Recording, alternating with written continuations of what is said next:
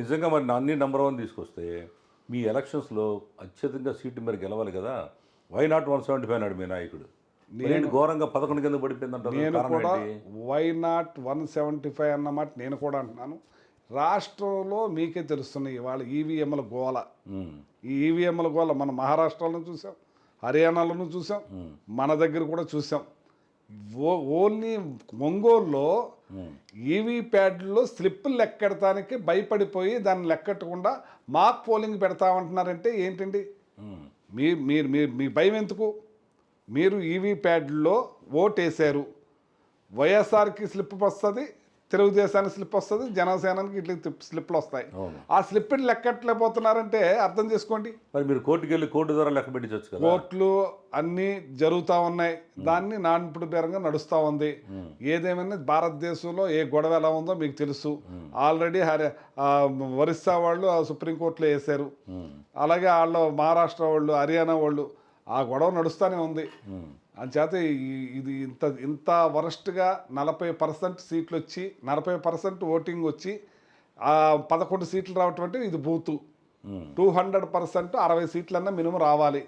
40% voting వచ్చిందంటే minimum 70 రావాలి, కానీ 60 వేసుకోండి, పోనీ 50 వేసుకోండి.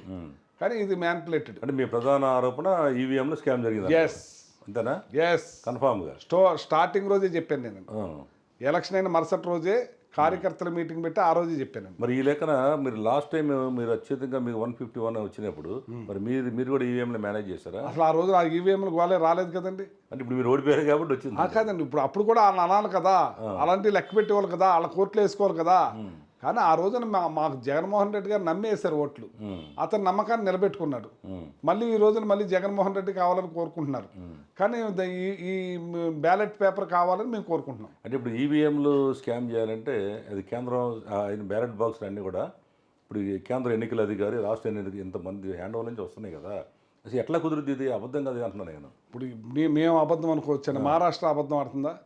ఒరిస్సా అబద్ధం ఆడుతుందా? హర్యానా అబద్ధం ఆడుతుందా? బీజేపీ సపోర్ట్ జరుగుతుందంటారా? సార్, నేను ఏదేమైనా సరే ఇది ఎలా జరుగుతుందో జరిగింది. దీని మీద అందరూ కూడా ఒక ఉద్యమం తీసుకొచ్చి బ్యాలెట్ పేపర్కి వెళ్దామంటాను. మరి మీ పార్టీ దానికి సంబంధించి ఉద్యమం చేస్తుందా? అందరూ చేస్తారు. ఇక పొద్దున్న చేయవలసిన పని అది కదండి. ఇప్పుడు యాక్చువల్గా అమెరికా ఉంది, అమెరికాలో బ్యాలెట్ పేపరు. లండన్ ఉంది, లండన్లో బ్యాలెట్ పేపరు. అగ్రరాజ్యాలు అన్నిట్లోనూ ముందున్న ఆ దేశాలే బ్యాలెట్ పేపర్ వాడుతుంది. బ్యాలెట్ పేపర్ వాడాలన్నది నా సిద్ధాంతం. సరే, ప్రధానంగా మీరు రాష్ట్రం అంతా పార్టీ గాలిలో పోయింది అనుకుందాం, లేదా మీరు ఈ స్కామ్ అంటున్నారు. అంతే. ఇప్పుడు మీరు ఇక్కడ ఈ తణుకులో మీరు మంత్రిగా చాలా పనులు చేశారు. గతంలో మాకు కూడా తెలుసు, అనేక రకాలు చేశారు. ముఖ్యంగా కాపులను బాగా ఆకట్టుకున్నారన్నారు. మరి మీరు కూడా ఓడిపోవడానికి కారణం ఏంటి అసలు ఇక్కడ? నేను చెప్పింది మీకు ఈవీఎంలేనా? 100% రాష్ట్రం అంతా ఇదే పరిస్థితి. నిజంగా అదైతే జగన్మోహన్ రెడ్డిని ఓడించవచ్చు కదా ఈవీఎంలో పెట్టి.